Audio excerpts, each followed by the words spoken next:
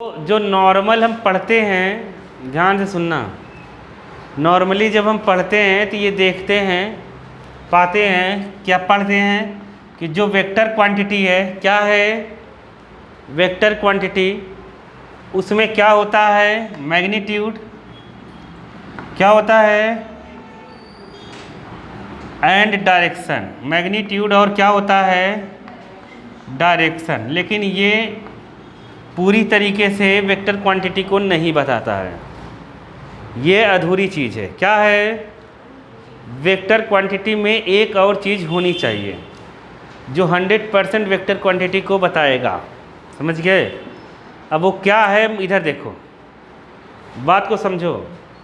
जैसे मैं लेता हूँ इलेक्ट्रिक करंट, क्या लेता हूँ इलेक्ट्रिक करंट, नाम सुना ही होगा, 10th में पढ़ा है। अरे आई से लिखते हैं, आई इक्वल टू होता है Q/T। होता है कि नहीं होता है, बताओ क्या करंट में डायरेक्शन नहीं होता? करंट में डायरेक्शन होता है। करंट हमेशा पॉजिटिव टर्मिनल से किधर जाता है, नेगेटिव टर्मिनल में। किधर जाता है, पॉजिटिव से। जो इलेक्ट्रिक करंट है वाला 10th में जो हम पढ़ते हैं, उसमें डायरेक्शन एंड मैग्नीट्यूड दोनों होता है। करंट में डायरेक्शन भी होता है एंड मैग्नीट्यूड भी होता है। नहीं समझ पाए?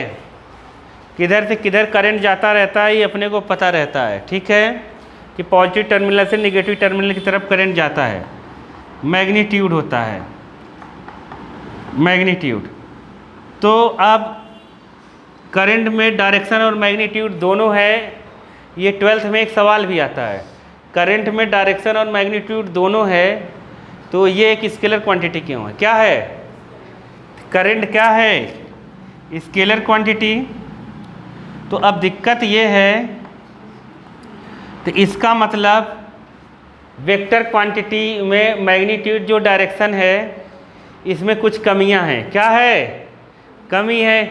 वेक्टर क्वांटिटी में कुछ और होना चाहिए जो सही में बताए कि ये वेक्टर क्वांटिटी है। आया समझ में कि नहीं आया? क्या कहना चाहता हूँ, नहीं समझे? तो मतलब वेक्टर क्वांटिटी में, तो मतलब अगर मतलब ये है कि वेक्टर क्वांटिटी इन दोनों से सही से डिफाइंड नहीं होगी, क्योंकि अगर इन दोनों से सही से डिफाइंड होती तो करंट भी एक क्या होता वेक्टर क्वांटिटी, जबकि करंट क्या है स्केलर क्वांटिटी। तो तीसरी जो चीज़ आई कि ये जो होता है वेक्टर क्वांटिटी वो 100% क्या फॉलो करना चाहिए, 100% फॉलो करेगा क्या, always addition of triangle law. कौन सा? ट्रायंगल लॉ का एडिशन, या फिर इसी को कह सकते हैं हम क्या, ट्रायंगल लॉ को ही मॉडिफाई किया गया है, क्या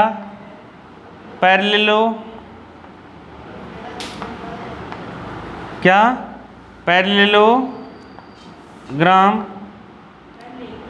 लॉ। समझ गए कि नहीं? नहीं आए समझ में? एडिशन ऑफ ट्रायंगल लॉ या एडिशन ऑफ पैरेललोग्राम लॉ को फॉलो करना चाहिए। नहीं समझ पाए क्या? नहीं समझाए? नहीं समझे? मतलब इसमें केवल मैग्नीट्यूड डायरेक्शन नहीं होना चाहिए। जब इसका सम करें हम, वेक्टर का क्या करें हम, सम करें, तो ये एक लॉ बना है एडिशन का वेक्टर के लिए, उसे फॉलो करना बहुत ज़रूरी है। तो ये वेक्टर का एडिशन लॉ फॉलो नहीं कर पाता है। कौन? करंट। करंट का जो सम होता है वो एल्जेब्रिक सम होता है। क्या होता है?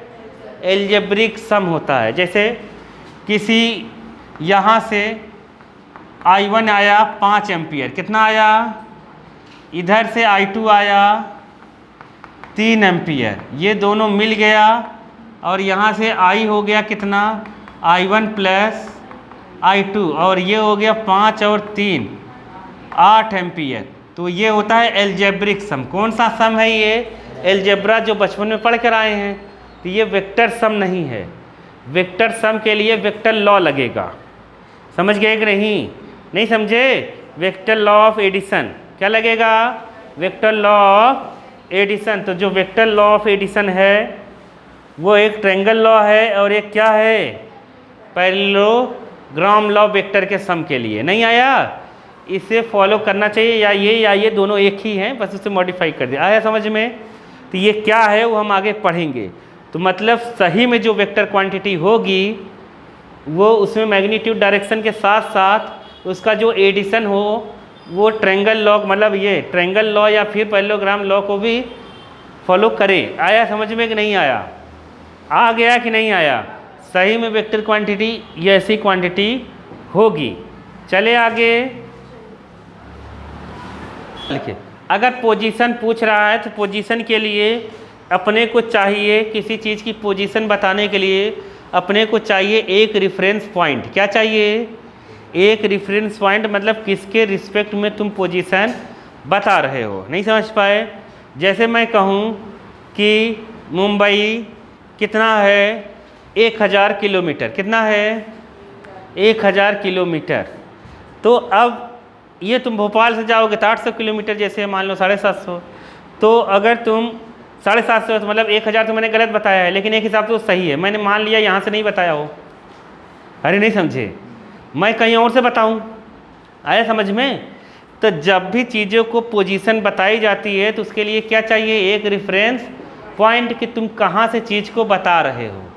आया समझ में कि नहीं आया? भोपाल से कर रहे हो, केलावत से कर रहे हो, कि विदिशा से कर रहे हो? नहीं आया समझ में? नहीं आया कि यहाँ से कह रहे हो, कहाँ से कह रहे हो। आया समझ में कि नहीं? तो उस रेफरेंस पॉइंट को हम ओरिजिन मानते हैं। क्या मानते हैं? ओरिजिन। ये स्टोरी समझ में आ गई तुम लोगों को ना वेक्टर की अच्छे से कि नहीं आई? लग गया ना? तो सोचो बुक कितनी अच्छी होती है, लेकिन बच्चे बुक पढ़ते नहीं है, पता नहीं क्या पढ़ते हैं। देखो समझ गए? पता नहीं क्या पढ़ना चाहते हैं। देखो आगे चलें। बाबा इधर देखो, कहाँ पर थे? किसी चीज़ की पोजीशन बताने के लिए हम हमेशा रेफरेंस पॉइंट किसको देंगे? ओरिजिन को। किसको देंगे? मान लो यहाँ एक पॉइंट है P, तो हम जब इसकी P ऐसे है तो P मतलब पोजीशन है, एक पॉइंट है। तो अगर इसको वेक्टर फॉर्म में लिखना है तो हमेशा ऐसे लिखते हैं OP। क्या लिखते हैं? OP। ये पोजीशन वेक्टर है। ये क्या है? OP क्या हो गया? Position vector. किसका?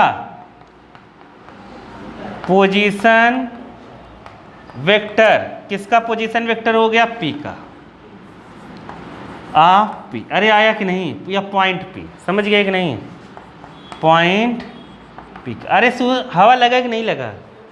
नहीं समझे? P पॉइंट का पोजीशन वेक्टर है, मतलब ओरिजिन के रिस्पेक्ट में जिसकी जो पोजीशन होगी वो लिख के वो लिख दो, वो पोजीशन वेक्टर हो जाएगा। जैसे हम लोग लिखे OB, ये किसका पोजीशन वेक्टर है? B का। किसका? B का पोजीशन वेक्टर है। OA लिखूँ तो क्या लिखेंगे? A का पोजीशन वेक्टर है। अरे नहीं समझे?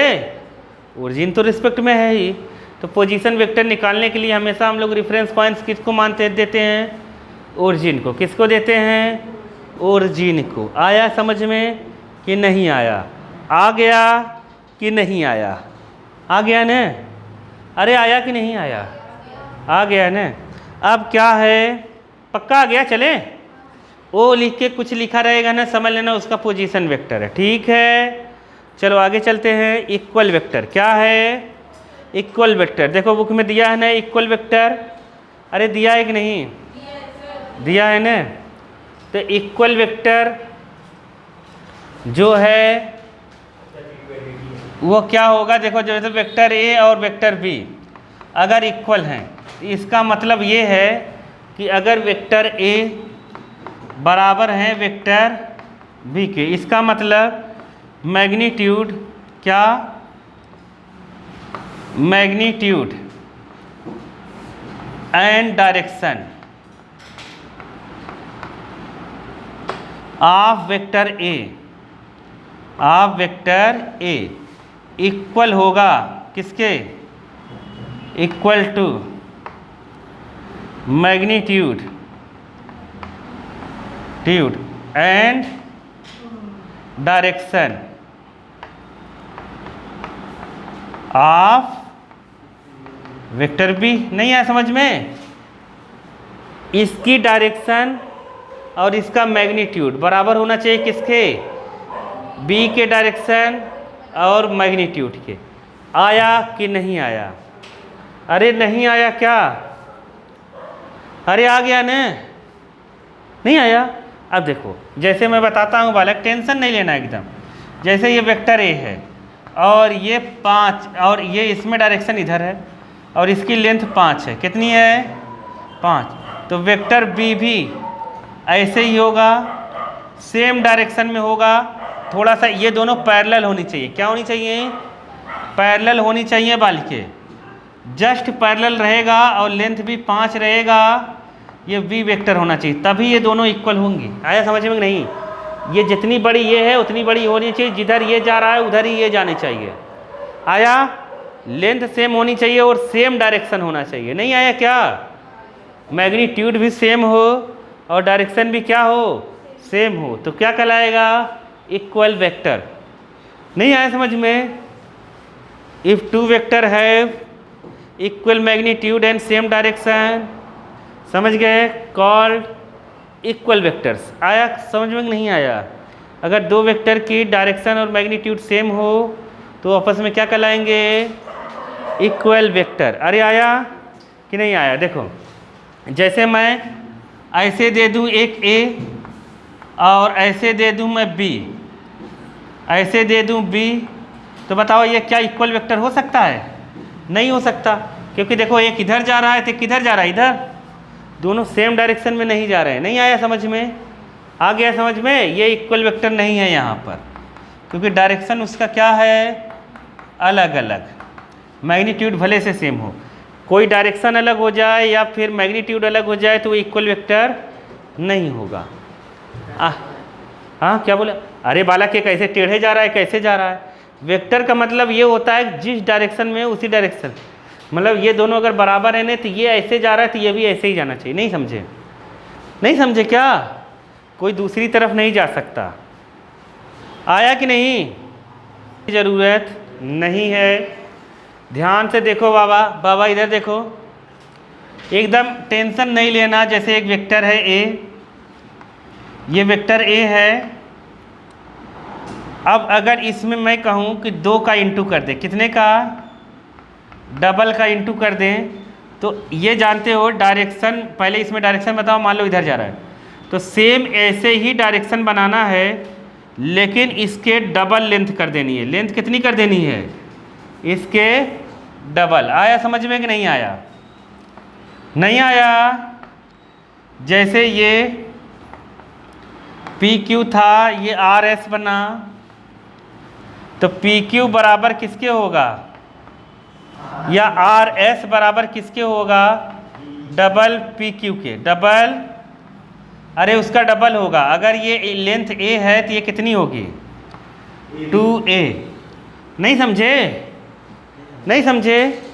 तो मतलब जितना कहे उसका डबल ट्रिपल बना देंगे और डायरेक्शन को सेम रखना है, लेकिन ऐसे जा रहा है तो ऐसे ही जाएगा। आया समझ में कि नहीं आया? नहीं आया? देखो, जैसे हम लोग यहाँ पर एक वेक्टर बी ले लें। अब मैं कहूँ कि ट्रिपल वेक्टर बी बनाना है, तो अब सेम डायरेक्शन रहेगा, लेकिन इसका क्या हो जाएगा? 3 गुना। क्या हो जाएगा? 3 गुना। आया समझ में कि नहीं आया? अरे नहीं आया? 1 गुना, 2 गुना, 3 गुना। आया? नहीं, स्केल से नाप लेना। अगर ये 5 है तो ये कितना होगा? 15। अरे होगा कि नहीं होगा? समझ नहीं पा रहे हो क्या तुम लोग? तो ये अगर किसी भी नंबर का वेक्टर में इंटू होगा तो डायरेक्शन में कोई फर्क नहीं पड़ता, उसका magnitude double, triple, 4 time, 5 time ऐसे कुछ भी हो जाएगा। नहीं आया समझ में? केवल मैग्नीट्यूड कम ज़्यादा होगा, डायरेक्शन कम ज़्यादा नहीं होगी। आया समझ में कि नहीं आया? आ गया? नहीं आया? अब लिखते हैं हम लोग नेगेटिव वेक्टर। क्या लिखते हैं? Negative vector. स्टोरी कुछ कुछ आ रही नहीं समझ में तुम लोगों को? धीरे धीरे सब हो जाएगा, टेंशन नहीं लेने का। नहीं सर, फिर मैं अकेले मरी गया। तो जो नेगेटिव वेक्टर है, ध्यान से सुनो, जैसे कोई वेक्टर दिया है, वेक्टर ए, तो इसका मैग्नीट्यूड सेम हो बट डायरेक्शन अपोजिट हो जाए। डायरेक्शन क्या हो जाए? तो डायरेक्शन जैसे इससे था, डायरेक्शन इधर हो जाए, मैग्नीट्यूड सेम रहे, तो ये कहलाएगा नेगेटिव वेक्टर। नहीं आया समझ में? किसी वेक्टर को अगर नेगेटिव बनाना है तो उसके डायरेक्शन को क्या कर दो? चेंज कर दो। नहीं आया समझ में? आ गया? जैसे देखो ये वेक्टर ए है, ये बी है, डायरेक्शन इधर है, तो इसको लिखते हैं ए बी वेक्टर। अगर इधर मैं कर दूं डायरेक्शन, मैग्नीट्यूड सेम रहे, मैग्नीट्यूड सेम का मतलब समझ ही रहे होगे, इधर कर दूं ए बी है, डायरेक्शन इधर कर दूं, तब ये हो गया ए बी माइनस वेक्टर। क्या हो गया? मतलब ए बी के माइनस में है, और ये किधर से किधर है? बी से ए की तरफ, इसलिए बी ए वेक्टर है। ये क्या है? बी ए वेक्टर क्या हो जाएगा? निगेटिव ए बी के, क्योंकि डायरेक्शन इधर हो गई। अरे आया कि नहीं आया? और ए बी इधर था, नहीं आया? आ गया न? आ गया। जैसे मैं सी डी वेक्टर लिख रहा हूँ, मैं कह रहा हूँ इसको नेगेटिव में बदलो, तो क्या लिख देंगे? Negative D C. क्या लिख देंगे? चेंज कर देंगे। हाँ कल बताया था ना। आया कि नहीं? नेगेटिव नेगेटिव वेक्टर का मतलब क्या? मैग्नीट्यूड सेम रहेगा, डायरेक्शन क्या हो जाएगा? अपोजिट। डायरेक्शन क्या हो जाएगा? अपोजिट। अरे हवा लगा कि नहीं लगा? अरे नहीं समझे? जैसे देखो, इसने कहा तू और मैं, जैसे ये लिख दिया टी एम, तू और मैं, समझ गए? ये हो गया। अब इसको अगर माइनस में, माइनस मैं और तुम, नहीं समझे? नहीं समझे? जब ये अल्फ़ाबेट उल्टा होगा साइन क्या आ जाएगा? माइनस। आया समझ में कि नहीं आया? नहीं आया? बहुत इजी है, ये सब कहाँ लगे हो तुम लोग? एडिशन ऑफ वेक्टर पढ़ते हैं, फिर सब्ट्रैक्शन पढ़ लेंगे।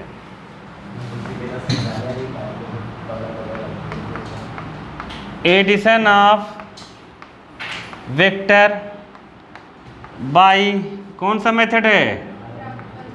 Graphical method. इनके चक्कर में मत रहो बालक, वो पागल है वो। ग्राफिकल मेथड से पढ़ेंगे। ध्यान से देखो, देखो ध्यान से। जैसे मैंने मान लिया ये वेक्टर ए है, ये वेक्टर ऐसे मैं वेक्टर दे दूं, वेक्टर बी है, ऐसे मान लो ए है, छोटा ए मानते हैं, ये बी है। मैं कह रहा हूं इन दोनों को जोड़ो। क्या करो? ऐड करो वेक्टर को। एरो हम कहीं भी लगा सकते हैं, लेकिन यहाँ लगाते हैं। तो इसमें एक होता है हेड और एक होता है टेल। क्या होता है? एक हेड होता है और एक क्या होता है? टेल होता है। समझ गए? तो हेड तो तुम्हें दिख ही रहा होगा, टेल ये दिख रहा होगा। तो मुझे मान लो ए प्लस बी निकालना है। क्या निकालना है? ए प्लस बी निकालना है। देखो वाले, ए प्लस बी निकालना है, तो सबसे पहले तुम ए को जोड़ना। ए जिस डायरेक्शन में है वैसे ही बनाना, सेम। ये ए है ना, बड़ा ए नहीं है, छोटा है। Vector A plus vector B बनाना है अपने को, तो जो जैसा है वैसा लिखेंगे। ऐसे लिखना, जिस डायरेक्शन में है उसी डायरेक्शन में उतना बड़ा ही चाहिए मुझे। ऐसा है ना, ऐसा ही होना चाहिए, थोड़ा सा भी टेढ़ा नहीं होना चाहिए। ये रूल है वेक्टर का। जिस डायरेक्शन में उसी डायरेक्शन में जितना बड़ा है उतना बड़ा। तुम यहाँ ए बी नाम नहीं रखोगे तब भी चलेगा, कोई दिक्कत नहीं है। आया समझ में? ये वेक्टर ए हो गया, ऐसे डायरेक्शन दिख रहा है लगभग ने, समझ गए? अब नाप के तो बना नहीं रहा हूँ कि एकदम सही बनेगा, लेकिन तुम लोग समझ जाओ। ये वेक्टर ए है। आया समझ में? तो फर्स्ट वेक्टर के हेड से सेकेंड वेक्टर का टेल मिलाओ। इसका टेल कहाँ है? ऐसे, और जैसा ऐसे टेढ़ा है न, सेम ऐसा ही टेढ़ा और इतना बड़ा ही बनाना है जितना बड़ा ये है। आया समझ में कि नहीं आया? कहीं भी बना सकते हैं, इधर ऊपर नीचे कहीं बना सकते हैं, लेकिन बनाना ए को ऐसे ही है और बी को ऐसे ही बनाना है जैसे दिया है। नहीं समझ पाए? अरे समझे कि नहीं समझे? समझ गए? तो अब फर्स्ट के टेल से और सेकंड के हेड को मिला दो, तो जो आएगा वही होगा सम, उसे कहते हैं रिजल्टेंट वेक्टर सम। तो ये हो जाएगा ए प्लस बी, एडिशन इसको कई लोग सी से भी लिखते हैं, कोई दिक्कत नहीं अगर ए बी को मिला रहे हैं। मैंने तो आर लिख दिया, आर मतलब रिजल्टेंट वेक्टर का सम। आया समझ में कि नहीं आया? नहीं आया, यही सम बताता है। ये क्या बताएगा? सम। तो देखो वेक्टर का सम कैसे हो गया, अगर ये 5 है, ये 4 है, तो 5 4 9 होना चाहिए, लेकिन ये हमेशा 9 से कम आएगा। क्या आएगा? 9 से कम। तो मतलब एलजेब्रा वाला सम नहीं लग रहा है। कौन सा एडिशन हो रहा है? वेक्टर का। कौन सा? इसीलिए जब मैंने तुम्हें बताया था एक्चुअली में वेक्टर क्वांटिटी कौन सी होगी, जो वेक्टर लॉ मतलब ट्रायंगल लॉ ऑफ एडिशन को फॉलो करेगी। नहीं आया समझ में? जो पैरेललोग्राम लॉ ऑफ एडिशन को फॉलो करेगा वही होगा क्या? Vector quantity. आया समझ में कि नहीं आया? नहीं आया? आ गया ना? पक्का?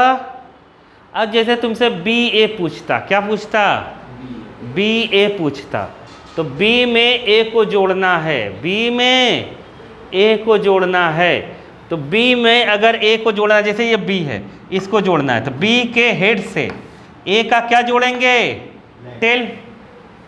अरे बी के हेड से ए का क्या जोड़ेंगे? टेल।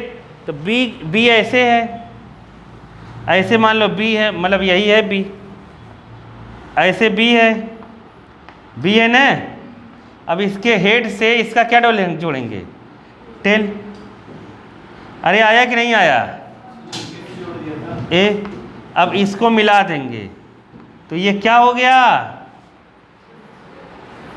ये क्या हो गया? बी प्लस ए। अरे आया कि नहीं आया? नहीं आया क्या? जोड़ना आ गया ग्राफिकल मेथड से ना। जैसे तुम्हें पेपर में केवल ऐसे दे दे, एक ए दे दे एक बी दे दे, तुमसे कहे इन दोनों को जोड़ो, क्या करो? जोड़ के बताओ। तुम्हें पेपर में कह दे ऐसे अलग अलग दे दे, तो तुम्हें सेम ऐसे मिला देना है और बता देना है कि ए प्लस बी हो गया, खत्म। नहीं आया? आ गया ने? क्या बोली? सर ये ए के पाँव से क्या हुआ? अरे आर तो मतलब मैंने ऐसे लिख दिया, इन दोनों सम को रिप्रेजेंट करा। लिख सकते हो अपने मन से, कैसे भी लिख सकते हो। आया कि नहीं आया? सर एक मेरा डाउट है सर, वो ए के पाँव से इतना दूर क्यों किया उसको? इधर तो आपने चिपका दिया चारों कोने से। क्या बोला? मैं समझाया तो मेरी बात समझ गए कि नहीं? समझ तो लो, मैं जो कह रहा हूँ समझ गए। ये मैंने बताया था ना, जैसे फर्स्ट वाले के टेल से इसका टेल ही जुड़ेगा, इसका हेड इधर रहेगा, फर्स्ट वाले से उठेगा, यहाँ खत्म हो जाएगा रिजल्टेंट का। देखो इधर बी था ना, क्या था? बी था, बी में ए को जोड़ना था ना, तो बी से ए की तरफ जो गया वही रिजल्टेंट है। ए के हेड और बी के टेल को मिला दो। नहीं आया समझ में? आ गया ना? कल कम से कम से पढ़ा है क्या? देखो जैसे मान लो ये वेक्टर ए है, ये वेक्टर बी है, ये वेक्टर सी है, और इन तीनों को सम करना है। क्या करना है? सम करना है। समझ गए? तो अब क्या करेंगे, मतलब अपने को ये निकालना है ए, फिर क्या निकालना है? बी, फिर उसमें जोड़ना है सी। क्या जोड़ना है? सी जोड़ना है। समझ गए? तो पहले ए ऐसे बना लेते हैं। कैसे? ऐसे बनेगा ये ए बन गया। उल्टा सीधा पेपर में मान लो ये तीनों ऐसे आ गया, तुम्हें कहा जोड़ के बताओ, तो बता दोगे ना? ए बन गया, उतना ही बड़ा बनाना। समझ गए? ए फिर क्या रहेगा? थोड़ा सा बड़ा छोटा होगा चलेगा, कोई दिक्कत नहीं, डायरेक्शन सेम होनी चाहिए। ऐसे बी को नीचे बनाए, एकदम बी को ऐसे नीचे बना दो बी। अब इसमें क्या जोड़ना है? सी। तो सी का ऐसे बनाया है सी। नहीं समझ पाए? समझ गए? अब अपने को इसका रिजल्टेंट चाहिए, तो यहाँ से पकड़ेंगे ए के टेल से और किसको मिला देंगे, सी के हेड को। ये क्या हो गया, ए प्लस बी प्लस सी। आया समझ में कि नहीं आया? नहीं आया? जोड़ना आ गया कि नहीं तुम लोगों को? आ गया ने? जैसे कहे तो फर्स्ट वाले हेड से सेकंड का टेल, सेकंड वाले हेड से थर्ड का टेल जोड़ दो, और फर्स्ट के टेल से लास्ट के हेड को जोड़ दो, रिजल्टेंट मिल जाएगा। अरे आया कि नहीं आया? जोड़ना आ गया। तो अब एक बात हमेशा याद रखना, a प्लस बी हमेशा बराबर होता है b प्लस ए के, इसके, और a प्लस बी प्लस सी भी बराबर होता है किसके, b प्लस, मतलब ये ऐसा ले लें, ऐसा ले लें, a प्लस बी, और c को अगर हम बाद में लेते हैं तब भी कोई दिक्कत नहीं है। हाँ, अरे इसका मतलब ये है a प्लस बी जोड़ो चाहे b प्लस ए जोड़ो, वैल्यू सेम आती है और डायरेक्शन भी सेम ही आएगी। अपने से बनाने में अगर गलती हुई होगी तो थोड़ा सा ऊपर नीचे, जैसे अपना a प्लस बी ऐसे आया था ना, a प्लस बी ऐसा आया था, अब b प्लस बी थोड़ा सा ऐसा आ गया था, b प्लस ए, ऐसा नहीं आएगा। जब भी आएगा ना दोनों सेम ही आएंगे, मतलब एक जैसा ही आएगा, ये कहने का मतलब है। आया समझ में? हो तो अपने बनाते बनाते गलती हो जाती है, लेकिन आएगा सेम। आया समझ में कि नहीं आया? नहीं आया क्या? कहने का मतलब समझ गए ना? नहीं समझे? इसे कहते हैं हम लोग कम्यूटेटिव। ये नीचे वाले को क्या कहते हैं? कम्यूटेटिव। नाम सुना है कभी? हाँ,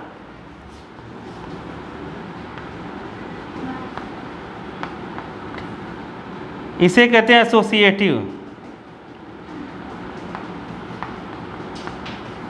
क्या कहते हैं? एसोसिएटिव। समझ गए कि नहीं? तो एसोसिएटिव लॉ और कम्यूटेटिव लॉ से ये होता है, तो अपने को मतलब इससे नहीं, अपने को ये ध्यान देना है, चाहे ऑर्डर चाहे जैसे करो आंसर सेम आएगा। ठीक है? नहीं समझे? समझ गए?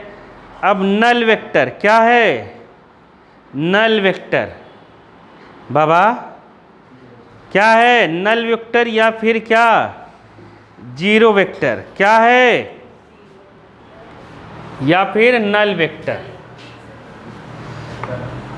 नल वेक्टर, नल वेक्टर या फिर क्या? Zero vector. अगर कोई भी वेक्टर है उसका मैग्नीट्यूड जीरो आ रहा है, क्या रहा है?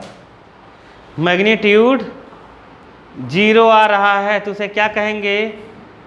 नल वेक्टर। आया समझ में? नहीं आया? नहीं आया? नल वेक्टर का हमेशा मैग्नीट्यूड कितना आएगा? जीरो आएगा। बस ऐसे समझ लो, और बाकी कुछ नहीं है। तो चलें आगे। सर एक बात बोलूं, ये देखिए। हाँ, तो क्या दिक्कत है? हाँ, तो कहीं तरह दिक्कत है? सर हमारे सामने दिख रहा है ना, तो तुम्हें लगेगी। अभी आगे चलते हैं। सर वो देखिए, वो गेट पे नो मोबाइल फोन अलाउड। एक बार में ये आ जाना चाहिए। देखो, ए मान लो वेक्टर ये है, बी मान लो वेक्टर ये है, अपने को निकालना है ए माइनस बी। ये ग्राफिकल मेथड है। कौन सा मेथड है? ग्राफिकल मेथड हम लोग पढ़ रहे हैं। एनालिटिकल मेथड अभी बाद में पढ़ेंगे, मैथमेटिकल वाला। तो अब ध्यान से सुनो, ए माइनस बी बनाना है तो ए तो ऐसे ही बना देंगे कि नहीं? ये ए है, लेकिन बल्कि माइनस बी चाहिए। अगर बी ऐसे है तो माइनस बी कैसा होगा? अभी बताया था, उसके उल्टे में। अरे होगा कि नहीं होगा? तो ये ए हो गया, तो इधर कर देते हैं, और ये माइनस बी हो गया। क्या हो गया? अब इसके टेल से इसका हेड मिला देते हैं, तो ये क्या हो गया? ए माइनस बी। अरे आया कि नहीं आया? ए माइनस बी। इजी। जिसको माइनस करना है उसको उलट देना, बस। और क्या? हेड से टेल कब मिलाना है? नहीं समझी? सर हेड से टेल को मिलाना समझ आ जा रहा है। हाँ सबको आ जा रहा है तुम्हें छोड़कर। सर कैसे समझ